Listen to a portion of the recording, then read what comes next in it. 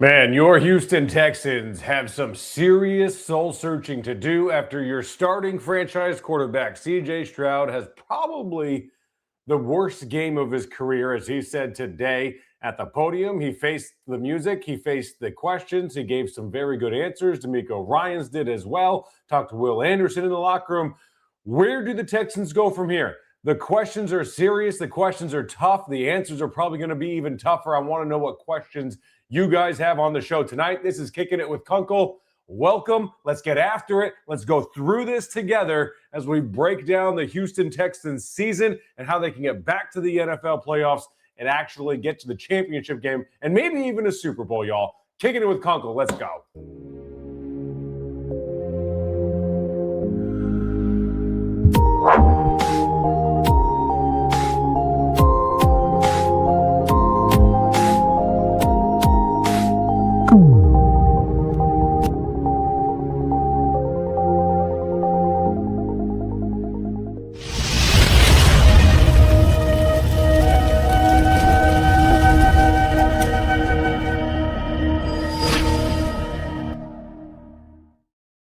Man, obviously not the way we wanted to do the season-ending show. We would like to have done it after a win, but only one team obviously gets to do that.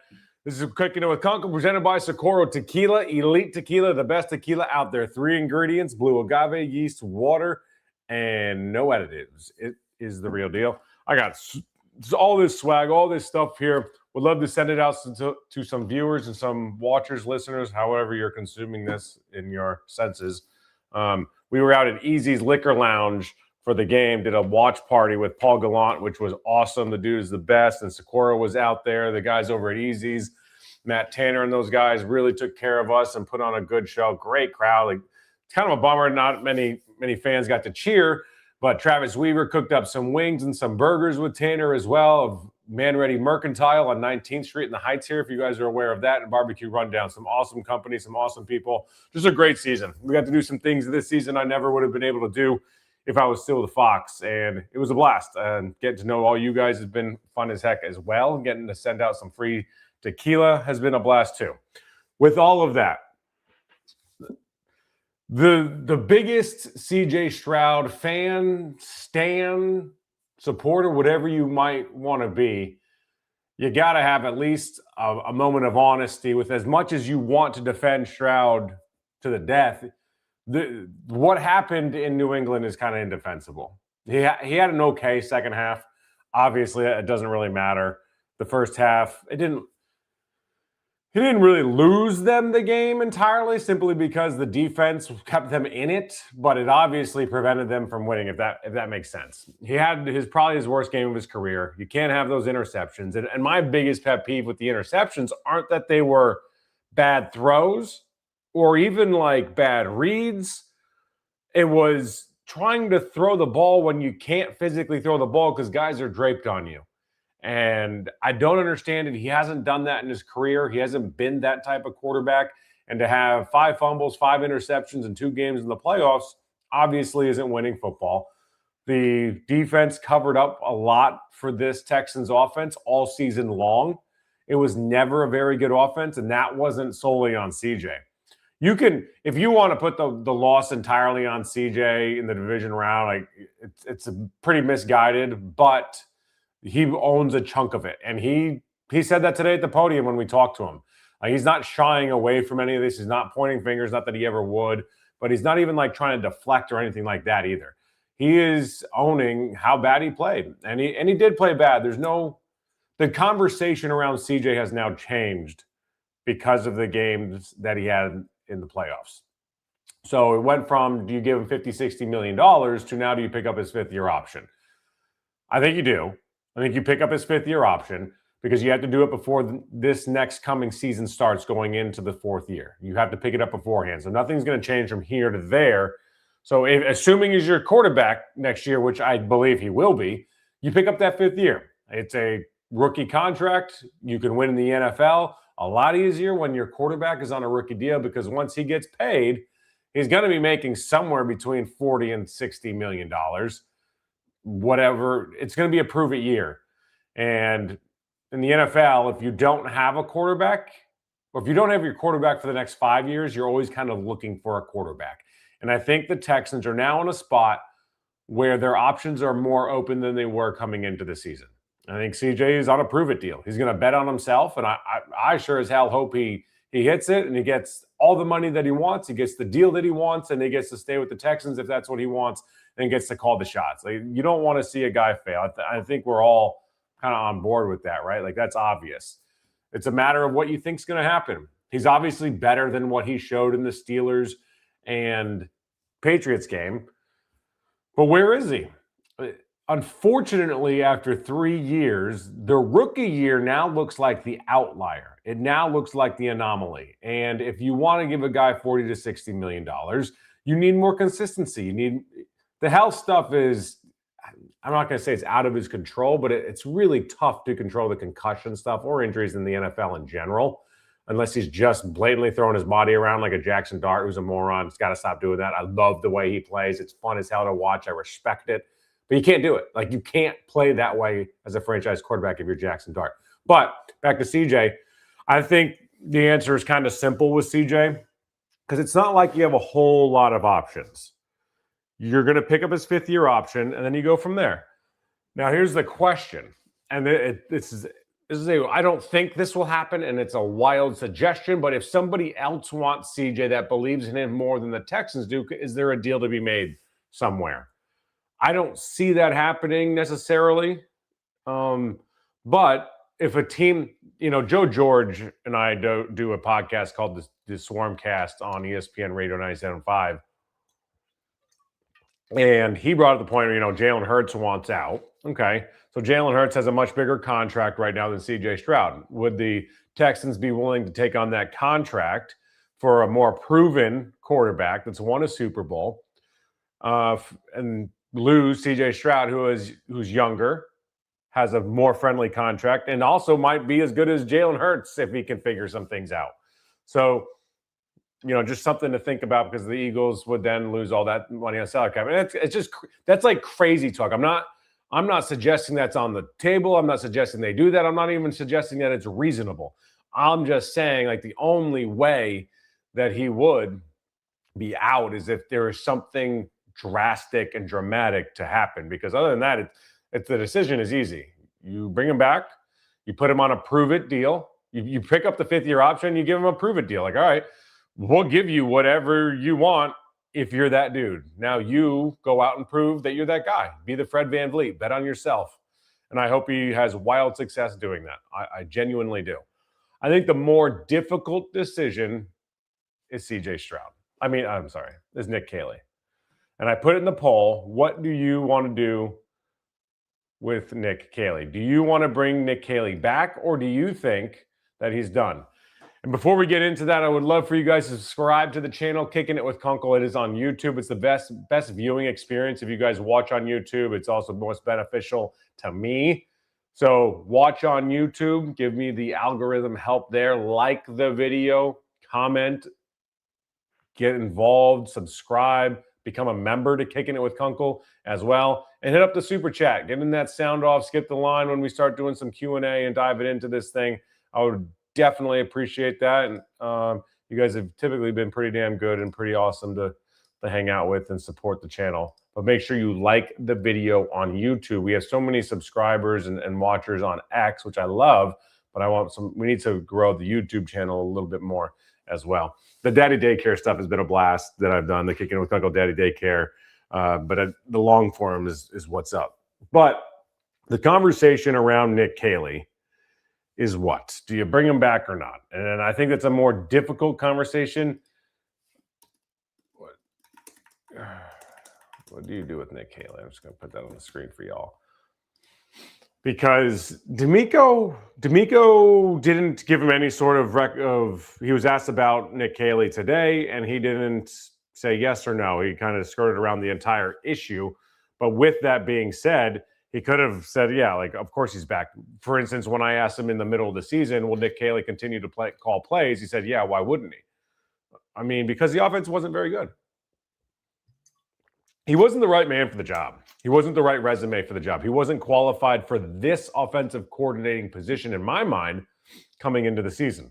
because he hadn't called plays. He hadn't installed an offense. He hasn't been the offensive coordinator. And this is a team that is trying to win a Super Bowl. There's no other way around it. Like this is a team looking for an offensive coordinator with one of the best resumes that you can find on the market. Whatever that looks like, whoever it is, if it's a washed out, fired coach that's called plays at a high level before as an offensive coordinator, doesn't want to be a head coach again, whoever, like a Mike McDaniel, for instance, right now, would be a heck of an option. Brian Daboll, right now, option. Doug Peterson, I don't know what he's doing, but that would have been last hiring cycle. And I'm not saying any of these guys are the answer. I don't really know who the answer is. I just know that over the course of 18 weeks, and CJ talked about this at the podium today, and I asked him about it specifically as well, about like the operation. The operation never improved dramatically. It never improved enough to where the operation wasn't a problem. Like, how are you not getting the calls in on time? Why are you running to the line and kind of flustered, and CJ doesn't have time and the line doesn't have time to identify the blitz and identify the mic and go through the process? That stuff should be done in training camp, let alone by week 18 into the divisional round of the NFL playoffs. It took them a long time to figure out their identity. And that comes with a new offensive coordinator in general, but also it takes even longer to do it when Nick Caley is a new offensive coordinator. I know for a fact that there were red flags raised in that building, in the locker room, by the players with the offensive coaches that, like, yo, we suck right now.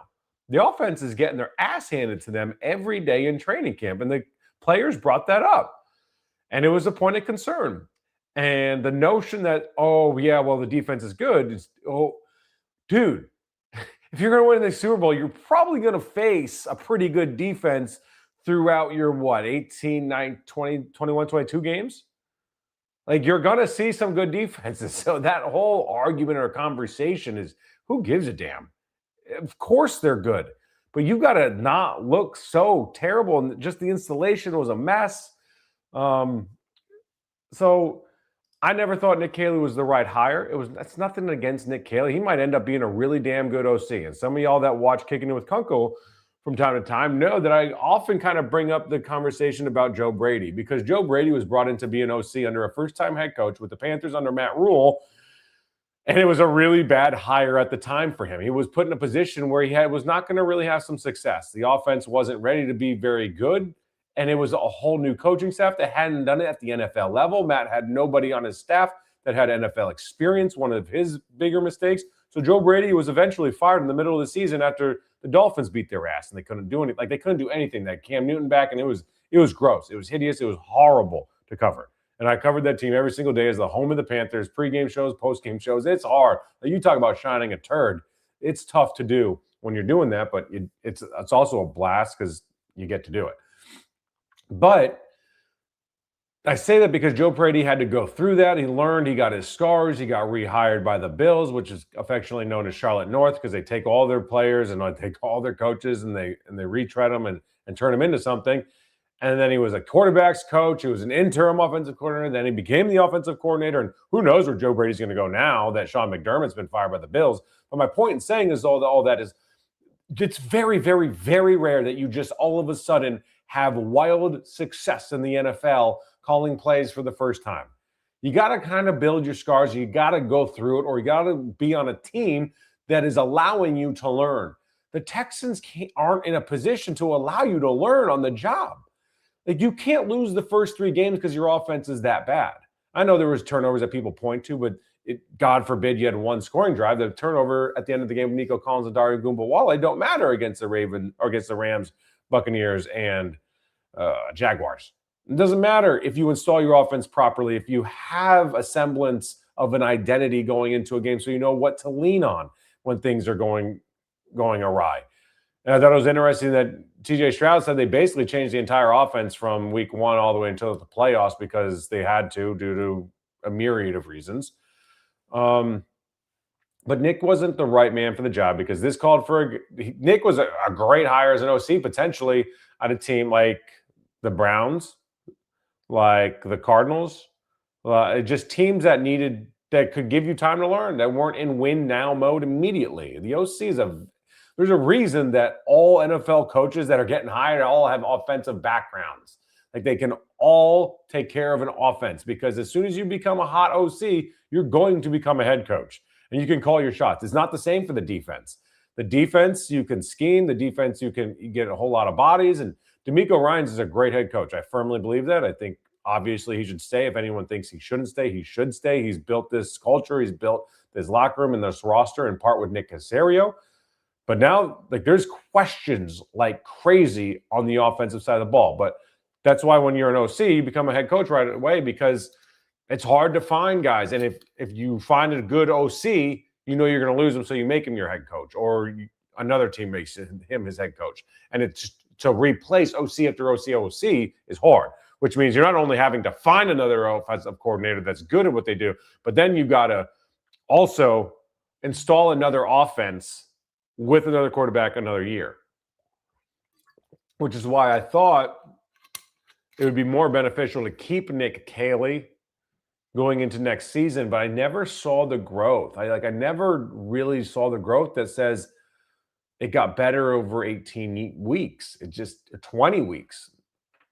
And with that, what says that? So if you go into next season, the same situation, that we're in the same exact situation. And by the way, the hiring of Nick Caley, you regressed in experience. Bobby Slowick at least had 2 years experience. Nick Caley had 0. So Bobby Slowick was going into his 3rd year of play calling. And I'm not saying the right call was you should have kept Bobby. I didn't care whether you kept Bobby or not. And I'm more on the side of getting rid of Nick Caley and hire somebody that has done it and knows how to install this offense properly and can work with CJ, and someone that CJ jives with, someone that CJ likes the offense. I don't think he likes the offense. I think he likes Caley. At least he says so as much. But the liking of someone I don't really care about as much as I think the guy's got to know ball. He's got to install a good offense, and it's got to work with what CJ wants to do. So here's what they need to do with Nick Caley. If they don't fire him, they have to hire somebody in the offensive side of the building that has the experience that can help them. Someone, not these guys, but like a Norv Turner or a Jim Caldwell, guys that have been in the league forever, have called plays forever, that have like developed their own offenses, but are like over the hill, don't want to be OCs, don't want to be head coaches, but want to be assistants, or just want to be an offensive kind of guy to help out and point you in the right direction when things go wrong, or ask you, why are you installing this when the league's here, or it's a better use of your talent to do this, and this. They need to bring somebody, because you can't run it back. That's what the Texans cannot do right now. It is unacceptable if the Texans are like, oh yeah, okay, we like what we did offensively, we're just going to run it back. There are going to be wholesale changes. There are going to be changes. I think the largest one and the easiest one to make is with Nick Caley, because you're not getting rid of CJ Stroud. That'd be the biggest one, but I don't think it's going to happen. Nor do I think it really should happen. Now, I don't know what the other domino would be. Like, who would they get as their quarterback? That's always the biggest question, of course, is who are you? You can't just get rid of CJ. You got to replace him with somebody, and how are you going about that? But you also got to revamp the offensive line. The offensive line was not good enough this year. It was better than last year, but it was not good enough. And we can get into Nick Caserio and why the heck they weren't more aggressive in addressing the offensive line in the draft and going after Jalen Noel and Jaden Higgins. And it's nothing to do with them. It's just the fact that they're wide receivers. They didn't need another wide receiver and another wide receiver, and then really not utilize them properly throughout the year. And in particular, Jalen Noel as a punt returner, kick returner, there were just so many times where he wasn't on the field and he should have been, and it cost them. The guys didn't run a whole bunch of routes, but it wasn't that. So they got to change the offensive line. They got to maybe change the offensive coordinator, and the offensive coordinator is the easiest one to do. Now, can they find the replacement? That's, again, the question. How do they go about this? Because they failed with the Bobby Slowick hiring, and the Nick Caley one hasn't worked out well so far. So who says that the third one's going to be the guy? Who makes that hire? Is it DeMeco? Is it Nick Caserio? Do the owners get involved? Do the owners say we're going to have a search firm? Like, because you guys are 0 for 2 on it. And the window to win the NFL is always small. It's always a year-to-year league. And I know this roster looks really good, but who the hell knows what happens next year with injuries or with whatever.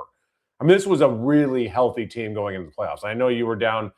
Dalton Schultz got hurt in the game, and I know you're down Nico Collins, but teams win without other guys. Like, they didn't lose this season because they were just so banged up. Like, that was the 49ers deal. The 49ers just, they couldn't replace all those guys consistently throughout the season and then into the playoffs. You can't do that. So I think because now, if you Nick Caley, why I say again is the easiest is because on the offensive line, you gotta scout them properly. You got to evaluate them properly. You got to have conversations with them. You got to learn about them. And then you got to be in the right place at the right time to get the guy you like. And is the guy you like good? The Texans have proven over the years that they're not very good at drafting offensive linemen.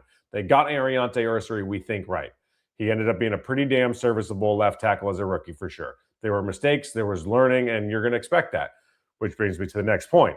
Okay, you revamp the offensive line, you go extremely aggressive in the draft, you get 3 good offensive linemen. Well, they're now rookies. So now they got to learn on the job. They now have to figure out there are going to be growing pains. You're not going to go out there and just find a whole bunch of all pros and bring them on in and you have one of the best offensive lines. You can get better, but there will be some growing pains. And again, that's why I say getting rid of Nick Caley, I think, is the first step, or at the very least, bringing in somebody to help him. Because that's the easiest change you can make, where you're not guaranteed success, clearly, but you are certainly able to control the outcome of that a little bit more versus bringing in 3-4 new linemen and hoping it just works, or whatever you're going to do with the quarterback position. But I think CJ's your quarterback. So that's where I stand with Nick Caley and some of the biggest questions going into the offseason. We're going to get to locker room interviews because this was the final day. It was clean out day. It's like the last day of camp. This group's never going to be back again. You kind of say goodbye to everybody, not really knowing who's going to be back and how that's going to break down. So we're in there. We talked to a handful of guys, and we'll go through those interviews, those conversations, including CJ Stroud and DeMeco Ryans, who were at the podium. I'm hoping I can get all those videos on my computer so I can play them. I got the Will Anderson one. But I will, in the meantime, I'm going to go through some of the conversations. Make sure you guys subscribe to the channel, Kicking With Kunkel on YouTube, and hit up the super chat. And then I'll skip right ahead to you guys once you guys do that. Until that happens, let's get into CJ Stroud, and I'll chime in periodically with some thoughts on what he said. I mean, it doesn't just take from yesterday. I think, the whole year, I think there was things that I, could have done a lot better, things I got better in, so I don't just look at all the negative, but, that's, what stands out, and I just got to, take some steps in some ways, and I think I'll be able to do that because a lot of things that, I've noticed from this season were some uncharacteristic things that I really haven't done in my career, so I just, want to learn from that, and, I'm still growing this league, still a player that, has a lot to learn from, a lot to, look forward to in my career. So I'm excited to do that. But yeah, I just, I'm going to take my best foot forward and, move on and learn from it. The process, CJ, for the offseason, you've done this now a couple of times as you approach, like you said, getting better, correcting things. What does that look like for you? I think, first I'm going to reflect, and just, look at the year and just see where, I can get better, things that I improved on, how I can get those things better as well. And then from there, I'm going to take some time away, be able to, spend some time with my family and some personal things. And then, from there, get back to work. And that'll be probably pretty soon, just, back to, getting in shape, lifting, getting strong and, having a great off season like I did last year and just, putting my best foot forward and, working on mechanics and all those type of things. CJ, what does it mean to have the kind of support that you're getting from not just your teammates but your coaches? What does that mean to you? It means the world, man. I mean, I really appreciate that. It's not taken lightly. Like we always tell each other, we're in it together. That's something that, DeMeco, the McNairs, Nick, they've all built that foundation. It's like, we're not just in it when it's good, but also when it's bad. So, I appreciate them for always having my back, and I always have theirs, and it's really appreciative on my side. To that point, how do you? I mean, it's hard to hear everything you're going to hear inevitably. How do you handle that personally? Just make sure you can do whatever it is that you got to do with that. Yeah, I mean, for me, you know, I always fall back on my faith, you know, and, you know, first and foremost, before I was anything, you know, I've been, you know, a son of the Most High God my whole life, and that's never going to change. My salvation is paid for. So, I mean, when I look at that, you know, and that's the foundation of my life, everything other than that is just bonuses. And I have a lot to be grateful for, man. I got, you know, a great career. You know, I'm 24, living out my dreams. You know, I'm doing something at a high level for, you know, 3 years now, somewhere where I didn't think I would be, you know, when I was a kid. And, you know, the Lord has blessed me in that. You know, I got family that loves me. I got friends. You know, I got, you know, teammates and loved ones and supporters, fans. So, man, I look at, you know, the grand scheme of my life, you know, on the bigger scale of things, man, I'm grateful, man. And it doesn't just come down to one game. And, you know, even though it sucks and I'm taking full accountability on, you know, my part and, you know, this season and, you know, the ways we didn't, you know, execute on offense. And, you know, but when I look at everything, man, I you know, people going to say what they're going to say. And I know who I am. You know, I know what type of player I am. I don't know what I'm going to do. It's just things in life are going to happen. It's all about how I respond. And so I'm going to respond with my chest out, my chin up, you know, and take my best foot forward and, you know, and have fun and have joy while doing it. I'm put a smile on my face. You know, I woke up this morning, the sun was bright. You know, of course, it wasn't easy. You know, there's beauty. You know, I think there's beauty in ashes. You know, and the Lord can do that. And there's beauty in long suffering. And, you know, in this suffering time that I'll go through for whatever it is, you know, I'm going to take, you know, full accountability and full, you know, ownership. And I think in that, I'll learn from it. And then it'll be a lesson, not a loss. So. CJ, what were those things that you just mentioned that you felt like were uncharacteristic, and separately, what areas did you feel like you did grow? I think just the turnovers, you know, like I haven't really been prone to turnovers in my career, especially like, you know, the timely turnovers, you know, where, you know, like I told y'all before, I've really, you know, I've been on some great teams, you know, my whole career where a lot of them were, you know, offensive driven, you know, and like, you know, playing for Coach Day where, you know, we're taking shots and all these, and then, you know, like being on this team, you know, where, you know, we're more full everywhere, you know, where it's offense, defense, and special teams, but, you know, defenses, you know, is making a bunch of plays. So, you know, this year was a step for me where, like, I didn't have to be Superman all the time, and I'm still growing in that. You know what I'm saying? So, you know, I appreciate my teams for taking a lot of pressure, you know, off of my plate, but also, you know, they do know that I can make those plays. So, you know, I'm appreciative of them having that perspective. And I feel like I've grown, you know, in that way of, like, you know, taking what's there, you know, in ways where, you know, I would have taken a shot there or just, you know, take care of the ball some other ways. But, you know, I just seen some growth in my footwork, you know, in the pocket, you know, trusting my guys, staying in the pocket, not just running around, you know, but, you know, staying strong and firm. So I think I made a step in that area as well. But, you know, always things to improve, and I'll do that. CJ, DeMeco told us that Tank's doing well and he's looking forward to seeing him on the field next season. I know y'all are really close. How much are you looking forward to having him back and, like, just kind of reflecting on everything he's gone through to maybe get to that point? Yeah, Tank is, you know, a brother of mine, you know, somebody, you know, who was like blood to me. And to see, you know, what he's gone through the last 2 years has been heartbreaking. And, you know, he's been through a lot, but I know he's grown a lot as a person and as a young man, especially as a man of God. So I'm proud of him, and, you know, just the smile he continues having on his face is contagious. And I just think, you know, for him to, you know, being here every day, you know, put in the work, you know, and put his best foot forward, you know, in some situations that were out of his control, I think is amazing, you know, to see him do that. So I'm super proud of him, and I can't wait to get him on the field. Like, y'all know the connection we have, and, you know, I know he's getting his number one back, so he's happy about that. And I'm happy for him to get Uno back. So, you know, we're going to be coming back trim, and I can't wait to get my brother back on the field. And I think, you know, our connection, hopefully our chemistry pick right back up where we left off. Man, so that follows the news that we talked to DeMeco Ryans earlier in the day that Tank Dell, I guess, legitimately was trying to get back on the field this season, which is shocking after he tore every ligament in his knee, broke his knee, dislocated his knee. I mean, not usually, but that can be a career-ending move, let alone come back the next season.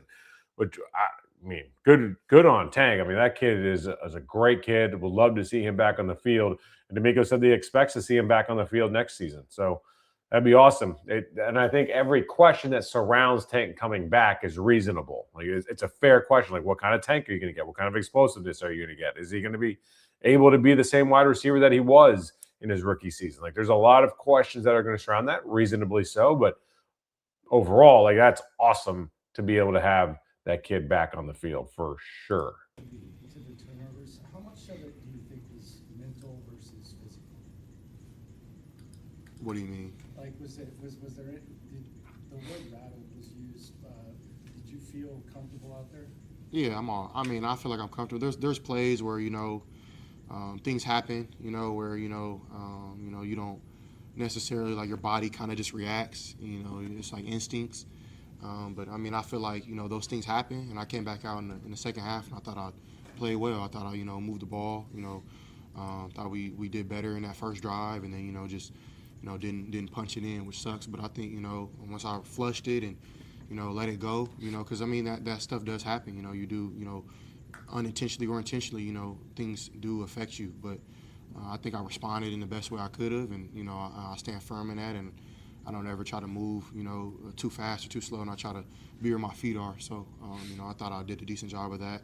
But I look at my career. I've had that a million times, and it's going to get blown up because it was a divisional game, and rightfully so. Like, it's one of the biggest games of my career. And I didn't have the best day, but I could look back at other games of my career where I did show up, and I know that I had more of those than I had yesterday. So, I'm gonna look forward to the next opportunity I get. And I think it's good. A lot of fans may not want to give him credit for this, but I think there's a lot of self-awareness in his press conference and his answers. Like, yeah, like, I believe in myself, but I also played like crap, and I know I played like crap, and people are going to blow it up, and rightfully so. It's the divisional round. It's the biggest game of my career, and I crap the bed. I think there's it's good and it's healthy to have that self-awareness versus, oh, people are going to blow it up. I know who I really am. People in this building know who I am. Like, that ain't who I am, and like, whatever. Like, y'all and everybody else can say whatever they want. Like, he's not doing that. And I think there's good in that because it's humbling. And CJ talked about the fact that he was humbled in the last couple, since his rookie year, really, at the podium. I have that on my social media accounts there and what the humbling meant to him. And someone commented, like, this dude's been reflecting for 3 years. Like, yeah, it's kind of the process trying to play quarterback in the NFL. It is not it's not easy. And very few guys come in right away and have wild success. And I'm not saying he's going to end up being a Hall of Famer. I'm not saying he's going to end up being a Pro Bowler. I don't know. But I think he does have the right mindset and the right mentality going forward and how to progress at this, because you can't lose faith in yourself. You can't doubt yourself. You have to keep your confidence. You have to believe that you are the right guy for the job. You also have to say, on the other hand, yep, played terrible. It's nobody else's fault. It's my fault. I don't care if the offensive line wasn't great. I don't care if I don't like Nick Caley's offense. I got to buy in. It's the offense we have. I don't care if Nico Collins was hurt. I don't care if the weather was bad. I don't care if it's the media saying something I completely disagree with and they don't know the full story. Like, he's not making all of that like a non-factor. He's accepting it. And I think that's healthy and that's smart, because if not, then there's this like denial that kind of sets in and you become delusional. And CJ's not doing that at all. So for whatever it's worth, whether it helps him or not, I have no idea.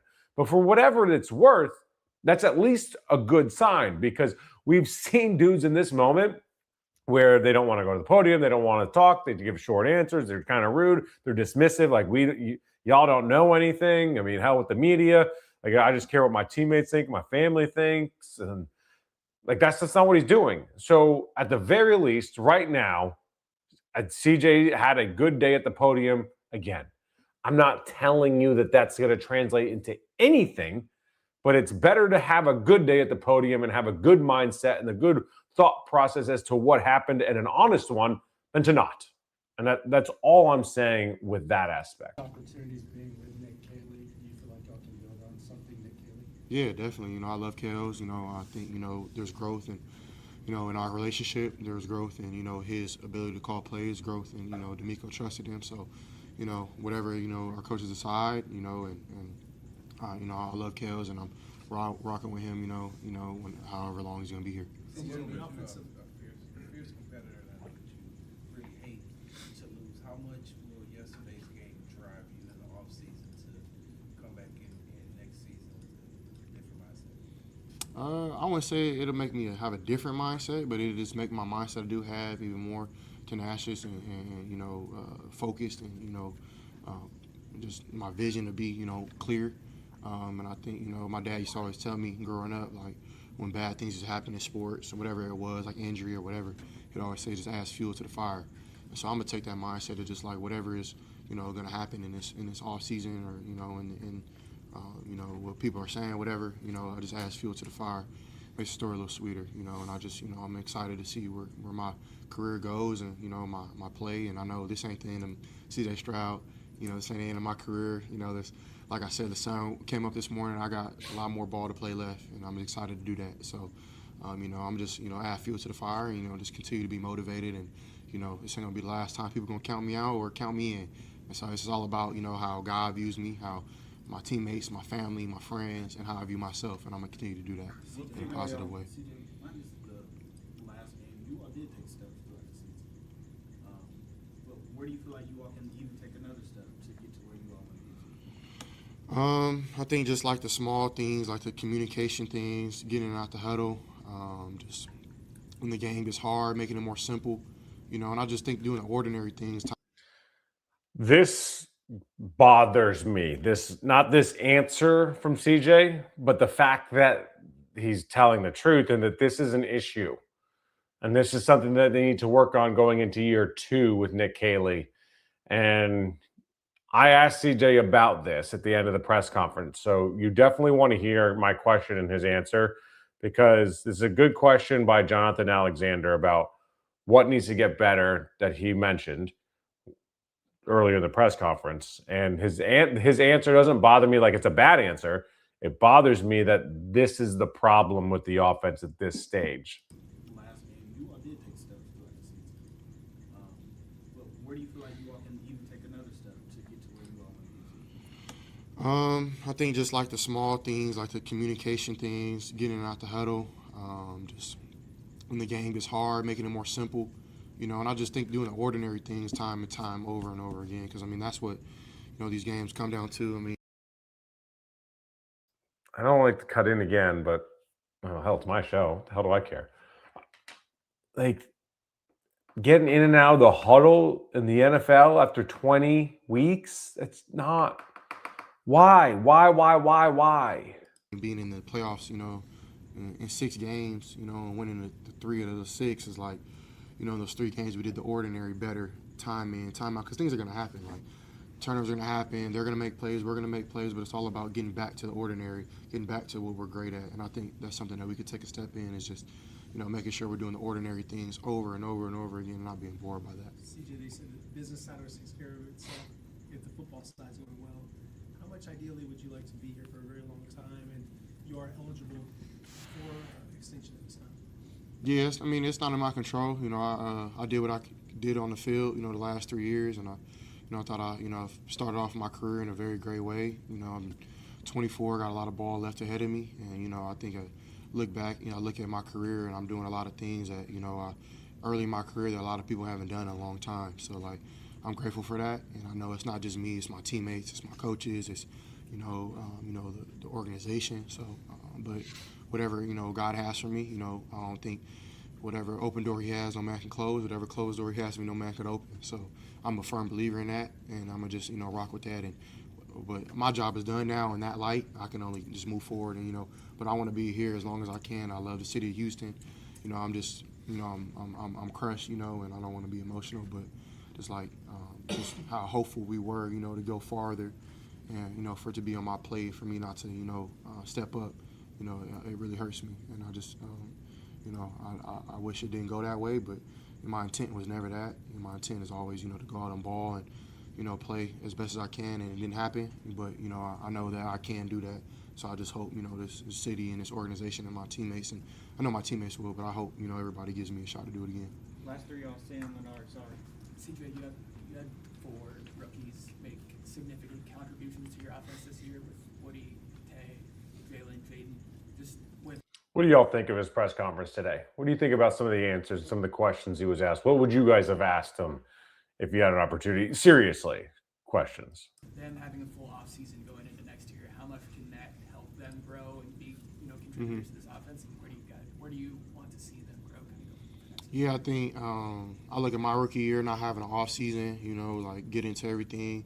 I think the best thing they can do is, and I told them this, is get away for a month or however long they feel is necessary, and then get back to work. But I think that ability to get away will, get them, to be able to refocus when they do come back. And I think, all the experiences, like my rookie year going to the divisional round, I learned a lot.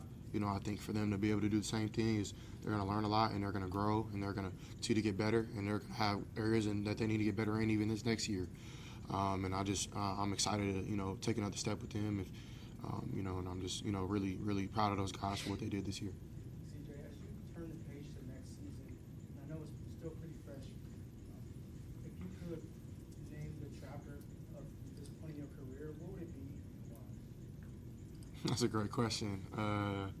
So you couldn't hear the question. It was actually an interesting question. It's like,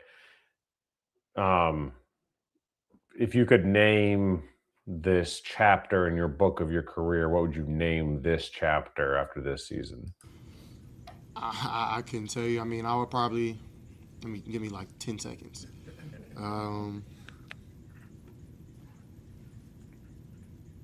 don't know, bro. I can't come up with like a chapter name, but all I know is, man, I'm a firm believer, and, God doesn't waste anything. The Bible says in Romans 8:28, all things work together good for those who love God and are called to his purpose. I know I'm called to his purpose. I know I have a calling on my life. Okay. I'm going to stand firm in that, and I know that this is going to work out good. The pain, God's not going to waste. The suffering, God's not going to waste. The interceptions, God's not going to waste. And I'm also not going to waste it, and I'm going to put in the work to get those things figured out and get better. So, and on top of that, man, I have a lot of positive things going on in my career as well. So I'm not going to just focus on the negative, and I'm a pretty positive person. I'm keep a smile on my face, be joyful, be happy, put my best foot forward. But I don't really have a chapter word, but I would just say, man, I would say Romans 8:28, all things work together. All, not some, all. CJ, I know that in that locker room, there's a tight brotherhood, and y'all all have love for each other. But you and Will forever be connected and joined because of the way that you all came into the NFL. What was it like, to be able to talk with him after the game on yesterday, and what were some of the positive affirmations that he gave? Will's my brother, man. We came in together, been through everything together in our NFL careers, and he's somebody who I have a deep love for. Somebody that I care about his family, he cares about mine. And just having that moment in the locker room yesterday, and we didn't really talk about anything specific. We just talked as brothers like we always do. And it wasn't just him pouring into me. He shared some things with me that I didn't even know, and I'm just really grateful. That we've had each other to lean on in some areas, especially in our faith. Some areas where like we're still very young in our faith and still, newborn Christians. And we're still trying to figure this out. Not perfect in any ways, but we're both trying our best, to be, lights and shining bright for the Lord, for His glory, and also, for each other. And I think, we've been able to lean on each other in that. And, so I'm just grateful that I have somebody in the same notoriety, the same fame, the same, whatever you want to say. Like, we have a lot of similarities in the status that we have. And we also, have a lot of similarities in the faith that we walk by, in the backgrounds as well. So, to be able to have somebody to compare that to, and to have somebody able to walk through that with, man, it's been grateful. And I'm just grateful to God that I have a brother like that. You mentioned something that was mentioned a lot this season with the offense, and it was the play calling, the urgency. Is that not something, like, forgive my ignorance, that can be fixed in the middle of the season? Is that not possible? How do you go about changing that? This is the question. Foundational, that it's simple, it's important. There's a lot of things that can be fixed. I think that's an area that, we tried our best. I think when, you have injuries, you have, different things, and then you have a new system, you're still trying to find your identity throughout the year. So, like, what we were running in the playoffs wasn't what we were running in week 1. It's a whole different offense because it just changes. But, like, hopefully around that week 5, week 6, week 7, week 8 period, you start to find that identity. I think we did that. But, yeah, I think those things need to be fixed, and, they'll be addressed. And it's not just on Kels, so I want to snip that in the bud right now. It's on me as well. It's on, our everybody. It's not just me and him. It's everybody. But, it starts with me, and then it goes to him. It starts with everybody. So, it starts with us, too. So, I'm not going to just put it on him, or, I don't want everybody just to put it. I'll raise my hand and say me. So, those things will be fixed, and we'll be able to be better from that. Thanks, y'all. Thank you.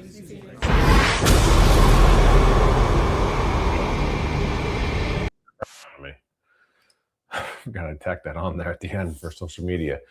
I thought it was a good press conference by CJ Stroud. I thought he took accountability. I thought he kept his confidence, and I think he prevented himself from pointing fingers and throwing anybody under the bus, like an offensive line or Nick Caley, if he thought that they were less than average and less than what they needed to be, which the offensive line was, which Nick Caley was. So I don't know. There's some good questions that some people said that they would have for him that were actually reasonable. I'm going to actually go through here. Let's go through a couple of these. If you hit the super chat, you'll get on the show 100%. Does he know he's getting Gerard Johnson fired? I think he and Gerard, I know he and Gerard have a very good relationship. He relies on Gerard a lot. Gerard means a lot to CJ because Gerard's the one guy in that building that knows what it's like to play quarterback. DeMeco don't know. Matt Burke doesn't know. Nick Caley doesn't know. Nobody knows what it's like to play quarterback. And playing quarterback in the NFL is a very unique thing. It is not easy. There is a lot to deal with. The whole city is looking at you. You're taking the whole brunt of a loss, whether it's your fault or not, throughout the season. And you're playing hero at times. And Gerard Johnson's the one guy in that locker room, unfortunately, that knows what it's like to play quarterback. And he's meant a lot to CJ Stroud. I can tell you that for sure. So I'd be surprised if Gerard Johnson is fired. He might be gone for another job and a different opportunity, but I don't think he will be fired. Paisano says it was not a good press conference. Why? Let me know. DeMeco doesn't know what it's like to play QB. Okay, no, he doesn't. I would ask him, why in the world would you blindly throw the ball while being sacked multiple times? Yeah, I think that's a great question for like the game day. Today's a little bit more big picture stuff the day after, but right afterwards it was, you'd ask him like kind of what did you see on the interception or what were you trying to accomplish on interception A, B, C, or D of the 4 interceptions. That's a good question. What was that, Paisano? Paisano, good question. Despite your take about it not being, what did you think it was? Why a bad press conference though? Maybe he needs the VR AR setup to run through more plays on defenses. I don't know. Danny Corleone hates CJ Stroud. You've made that very clear in your comments. Dude does not have a smile on his face, usually, says Paisano again. Yeah, I mean, he's talking to media at the press conference. A press conference is tough. I always feel for coaches. DeMeco's got to do a press conference on Monday, Wednesday, Thursday, Friday, and Sunday. He's got to do it 5 days a week. And the nature of a press conference is you stand up at the podium, and we're going to fire questions at you, and you got to ask them. And you got to be decent about it. I mean, I guess you don't have to be. Ideally, you are. And I think DeMeco was done with the media this year. I think he grew real tired real quick of the media. I get it. Honestly, I get it. Now, he's got a very friendly media group, extremely friendly media group. You don't have to deal with a whole bunch of stuff. Smash Chinsky says he was bullied into wearing Astros gear because he showed up in a Mariners cap. Was he wearing Astros gear today? No. Did he wear Astros gear? A lot of dudes just don't. Like, okay, there was a player in the locker room. I'm not going to say who it was just because fans can get crazy. He had a Pittsburgh hat on. It was a Pirates hat going into the Steelers game. And I said to him, I said, yo, when you talk to the media, take that hat off. Don't wear that hat. Like, you do not want to be wearing that hat, whether you notice it or not. He was like, what are you talking about? And he looked, he's like, oh, it's the P. Like, oh, Pittsburgh. Like, guys don't even think about this stuff. I'm telling y'all. Like, not everyone is always repping a team or supporting another team or anything like that. I also think it's a little silly that just because you play in Houston, CJ has to be an Astros fan? I mean, he's from LA. He's a Dodgers fan. Like, if you're from New York and you're a Yankees fan, you come to Houston, you're not going to be a Yankees fan. I think the best thing to do as a player in that situation is own it. I'm from New York, I'm a Yankees fan. Like, if I get to know these guys, nothing against anybody on the Astros, but if you're a Yankees fan, you be a Yankees fan. You're a Dodgers fan, be a Dodgers fan. You're a Brewers fan, be a Brewers fan. If you don't really care, just wherever you want. And I thought the fans were way too sensitive with that. way, way, way too sensitive with that. And what was that? It was a Mariners hat. Like, are the Mariners, like, are y'all like arch nemesis with the Mariners? He wore a Yankees hat once. Did you care then? Clearly, he just wears just hats he likes, things that go with the fit that day.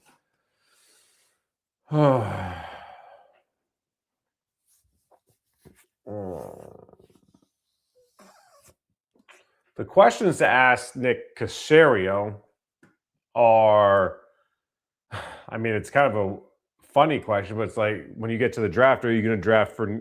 It's probably not a question now because you're going to talk to Nick Caserio before the draft, but it's because he said, I don't even know what drafting for need means versus just drafting the best player available. Well, that's a crazy thing to say because this team is on the cusp of winning a Super Bowl. And when you're on the cusp of winning a Super Bowl, you don't just draft best available at all times. You go out and you make sure you're in the right spot at the right time to get the best player available for your need because you're fine-tuning. When I covered the Charlotte Hornets years ago, I talked to Mitch Kupchak, who was their general manager at the time, and I said, what are you looking for in this draft? And his answer, he was like the best general manager to ever talk because he was always so honest. He's a lot like Ime Udoka of the Rockets, always very honest and doesn't throw anybody on the bus. All the conversations that he's had in the building, anything he tells us, he's had conversations with about that in the building, so it's nothing to a surprise to anybody. But Kupchak said, I'm just looking for talent. I don't give a damn if it's a point guard, a shooting forward, a small forward, a shooting guard, a center, power forward. I don't care if he's a shooter, a dribbler, an assist guy. I don't give a damn. I need talent on this roster because our team sucks. You didn't say it in those words, but that's the idea. The Texans aren't in that spot. They don't just need – they're not going to go out and get a great edge guy. No, you don't need a great edge guy right now. You don't need a cornerback one. You don't need another safety right now. Like, you didn't need one. Maybe right now you might need one, depending on what happens with the other safety position. But, like, there's certain positions you don't need. You don't need a wide receiver one. You got Nico Collins. So they needed to get better at offensive line. They needed to be aggressively pursuing that path and how to go about that. And they didn't do that because of whatever reason. They went with the wide receiver when they didn't really need all that wide receiver help and depth. So that's probably not the question that you're going to ask now. But I think the question you ask now is, the problem is, no matter what you ask Nick, you're not going to get too much of an answer on anything, honestly. Sometimes you'll get some emotion, but it doesn't say a whole lot that's like groundbreaking. Looking back on it, are you pleased with how you address the offensive line? I think that's the obvious question, right? I think. What do you guys think? What would you guys ask Nick Caserio? And Nick Caserio, I believe, is tomorrow. I believe Nick talks tomorrow. The commenter said Wednesday, but it is Wednesday. Well, I'll be. Days have been mixed up since they played that Monday night game. So it's Wednesday morning, 10 a.m., bright and early. All right. Okie dokie. That's good to know. Thanks for letting me look that up. I was thinking it was tomorrow. So I think that's the number one question is, how do you feel like you draft? How do you feel like you addressed the offensive line in the offseason? Was it a success? What are you going to do with CJ Stroud in this offseason? Are you going to pick up his fifth-year contract? Are you going to look for extensions for Will Anderson Jr. going into his fourth season? Nick has historically paid guys early on, like he did Nico Collins, which is smart because if you know guys are going to be really, really good players, pay them as soon as you can before the numbers go up. What other questions? You're changing the evaluation. Have you made any changes in the offseason that are going to lead you to a different scouting evaluation process of the offensive linemen that are going to set you up to actually get the right offensive lineman?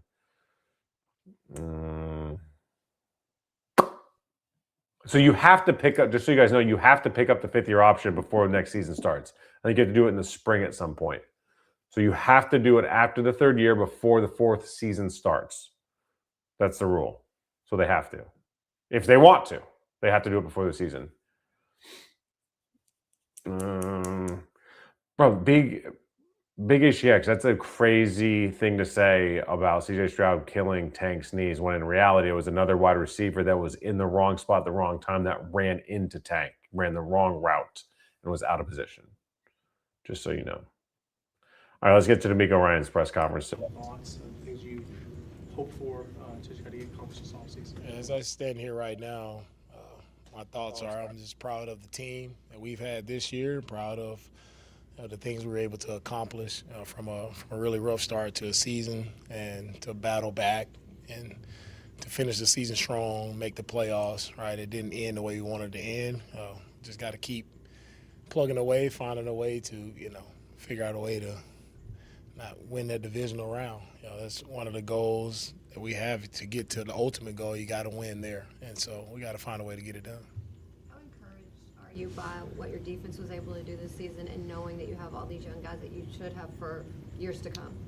The defense did an outstanding job all year. It's very encouraging, I think, to everyone when you watch the way those guys play, their play style, their demeanor. It's impressive to see. It's inspirational to see how they play.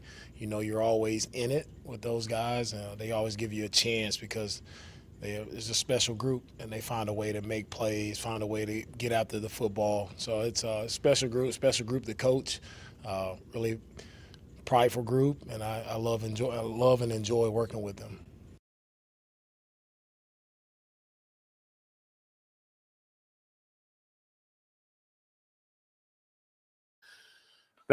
Did the mic thing again. So the defense is obviously one of the best units in the NFL. It was the best defense in the NFL, but this team lost exactly how this team was built to lose. When the defense wasn't perfect, was the offense good enough? And the offense wasn't good enough, clearly, in New England.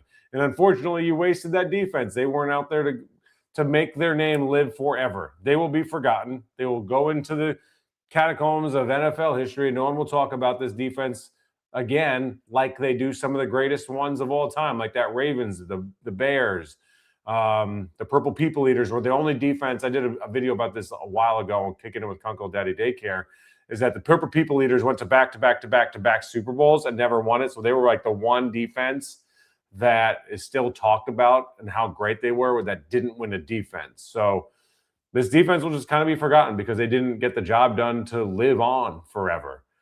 Like what? You were the greatest defense to get to a divisional round? It is what it is. It's how it works in the NFL and how it works in sports. So it's really sad. It's a bummer that this defense will kind of just go away because of that. CJ has obviously taken the brunt of the criticism over the past few hours, but given how he played earlier in the season and then the playoff run, like the totality of it, how do you assess how he did? Yeah, look, the quarterback position is going to get, the most eyes, most attention. We understand that, and in this league, that's what it is, and CJ understands that as well. I thought just throughout the season, I thought he did a really nice job of coming in, learning new offense, new scheme.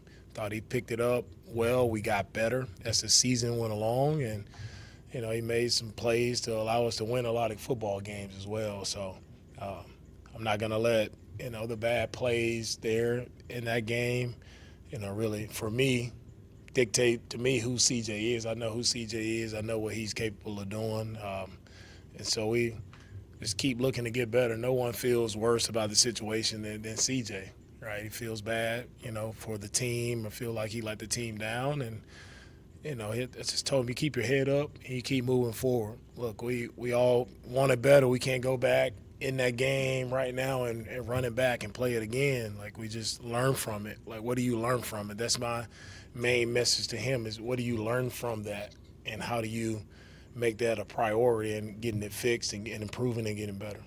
What message do you will you, I don't know if you met with him, what will you give CJ on areas that you as the head coach want to see improvement in his position? Yeah, I talked with CJ I talked with CJ today, and my message is the same. Right now, it's just about him just flushing this one. Right, it's going to be a lot of negative talk, a lot of attention on him. Can't listen to it all. Right? He just got to get back to work in the offseason of going back to the basics, the fundamentals of playing the quarterback position, playing it really well, understanding how we need to play the game to win the game, right? And he understands that already. How would you assess, not just offensively, just the production on that side of the ball all year? Do you think they reached the potential that they wanted to this I think our offense grew. It didn't start how we wanted it to start. So I think the guys got better as the season went along. Hey, DeMeco, you often talk about how difficult it is to win in this league and how every year is its new year.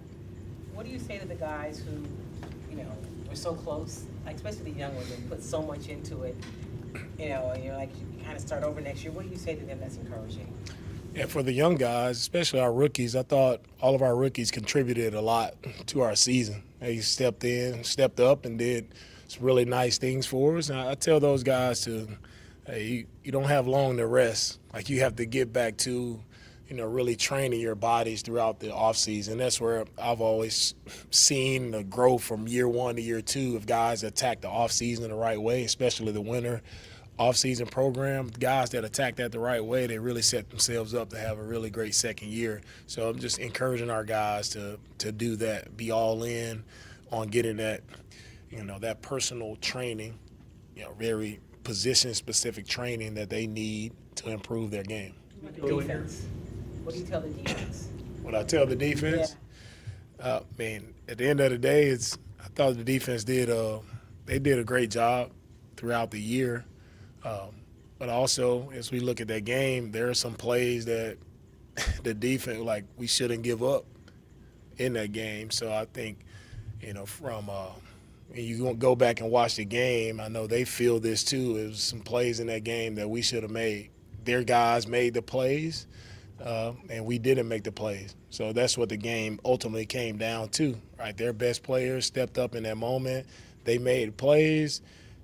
So I'll tell our guys, like, you talk about being the best doesn't win you anything, talking about it. You got to show up and you got to do it. You got to make the plays in the moment. That's what being the best looks like. And we didn't make those plays we needed to make in the moment.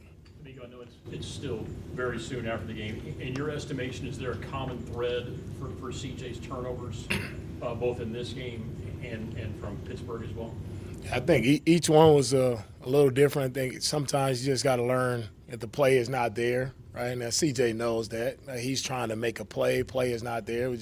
Sometimes you just got to dirt it. Sometimes you got to take a sack, even though you don't want to do that as a quarterback. It's just that's where the growth level comes. DeMeco, big picture with CJ. You guys have him under rookie deal. You can do the 5th-year extension. How much do you guys want to make him your long-term quarterback, and does that need to happen this offseason, or could you wait? Yeah, we're not getting into that right now. Coach, third year in a row that you all went into this divisional game with not being healthy, and the war of attrition catches up to you all. I know that you all speak about this next man mentality, but what is the difficulty in finding somebody to be able to come in and replace a Nico Collins or replace a Dalton Schultz? How do you evaluate and keep that same talent level to the position where it's supposed to be? Yeah, you don't. You don't replace a Nico Collins. You don't replace a Dalton Schultz. When you lose your top guys, as any team in this league, when you lose your top guys, it's going to be difficult. I think you guys see the Niners kind of went through something similar too. Like it catches up with you, right? The best teams are gonna advance, and the best team is gonna win the Super Bowl, right? And you need your top guys out there. You need your top playmakers out there. And we definitely miss Nico not being out there. Dalton, he made the huge explosive when CJ was able to scramble on a third down and find Dalton on their sideline. Made a huge play for us, caught another one there, almost got in the end zone. So, yeah, we definitely miss Dalton and we miss Nico, right? They've been two of our most productive players all year. So in that moment, you look for other guys to step up and make plays, for sure. But we miss those guys. You made the tough decision to move on from Bobby and make Nick OC. Are you confident in Nick getting better, and will he have that opportunity? Yeah, with the coaching staff, with our players, you guys asking about contracts, coaches, I'm evaluating everything as we go throughout the week. You all kind of unexpectedly in the spring didn't have Joe Mixon. How much did kind of not having him maybe kind of hurt the offense, particularly at the beginning? Look, when you have your best players, you're gonna be a better team. Like Joe was he's a really great running back for us, and not having him, yes, of course it affected our running game. And Joe was one of the top running backs in this league, so that affected us. Clarity on, How can I ask a long follow-up question real do you fast? wait before you kind of evaluate this season? You kind of take stock of what's happened and then start to make decisions about what needs to happen to keep moving forward. Yeah, well, I'll take the week to evaluate everything. Go ahead, man. Just on that, do you expect a future with Joe here? As of right now, I don't know the answer right now. Take a few more. The offensive line, that's something that y'all worked on in the offseason, kind of remade it in a lot of ways. How would you assess the offensive line overall from start to finish? I thought the offensive line did a really nice job, and they, I didn't think they get enough credit for the job that they did. Like for the offensive line we were able to put together, everybody, a lot of people probably gave us slack for the moves that we made with our offensive line, and they played much better this year than we did last year. They got better. Coach Cole did a really nice job with the offensive line. The technique was better. They improved a ton, and they should get a lot of credit for that. On that Joe Mixon topic, do you have any clarity on what is wrong with him and what it would take this offseason? No clarity. What about as you put a period behind this season? You're so frustrated with like the obvious question. Introspective. For myself, I just go back and for myself, I'm just looking at like making sure, I'm in a great position, great headspace to continue to lead this team in the right way, the messaging, everything to make sure I'm effective with what I'm doing, right? We're reaching the guys. That's the main thing for myself. And just, I think any leader, you want to make sure you're leading in the right way. And that's how are people responding? Are you getting the message across? Is it showing up, and are you getting it done? As you evaluate the team and you go through it, you assess all the different elements that you want to assess. How much does what change could look like for any given position or role versus what it would look like versus a guy improving? How much do you weigh into that as you kind of assess the future of various parts of the organization? Tough question right there. I mean, there's a lot of different things. Like when you're looking at the people that you work with and how can they improve, you just go off of the track record and see has there been growth throughout the past, and you see if you want to continue down that track or not. Sometimes, unfortunately in this league, change happens, especially at this point of the year. We see it all around. Change happens, and everybody knows that. Every time I stand up here, it's a year-to-year league for me. It's not just because we've done it one way this past year that everybody's going to be the same next year going into it. That's never the league, and I never stand here and act like that is the league. We're always looking to improve. We're always looking to grow and get better, whether that's, with our personnel, with our coaching, with everything involved, our process and what we're doing. That's how we take time to evaluate that to see how can we take a next step forward. Do you have an update on how Tank Dell's process is going with his recovery and how he could? That was kind of the news of the day today. Yeah, Tank has done a really good job with his recovery throughout the entire offseason. It's very tough when Tank has such a significant injury, right? And he was battling, trying to get back. He was working really hard to try to get back, at the end of this past season. That it just didn't work out that way. But he's showed up every day with a smile, with a great attitude, and I'm excited to see him back on the field next year. Coach, as CJ gets ready to go into Hey, make sure you guys like the video on YouTube, by the way. It's his third season. Appreciate y'all. Still a fairly young quarterback, but we live in a social media era, and there's a lot of times he's going to hear. And once the video wraps, you can do what's called a hype, which means you will help the video and its algorithm. I just told him, don't listen to anything. Go put your phone away. Don't listen to anything. It's going to be a lot of negative talk out there for you. So specifically, I just told him he needs to get away, clear his mind. Because right now, at this moment, I know it's going to be a lot of attention on him, a lot of negative media, and today a lot of questions about him. That's what it is, and he understands that. Understand the position that he is in, as a quarterback leading the team, a lot is expected of you. A lot of eyes are on you. So when it doesn't go right, it's going to be a lot of negative talk about you. So he understands that, and he just can't allow the opinions of others to weigh who he really is inside. All right, I'm going to cut it there. I appreciate everyone timing into Kicking It with Kunkel tonight and going over this game. I got to go watch the end of this Indiana-Miami game. Got to lock in. My whole family is there. They're Hoosiers games. I haven't really been able to watch because I've wanted to do this. And glad y'all showed up, and I'm glad y'all had a good time. Like the video, subscribe to the channel, comment below. Shout out to Socorro Tequila, the best tequila out there. Make sure you guys get yourselves a bottle of the additive-free tequila elite stuff. You guys have a safe, pleasant, and blessed night. And make sure you guys tune in throughout the entire offseason. We'll be talking Rockets as well. I have some interviews there and Astros. Do the whole damn thing. All right, peace.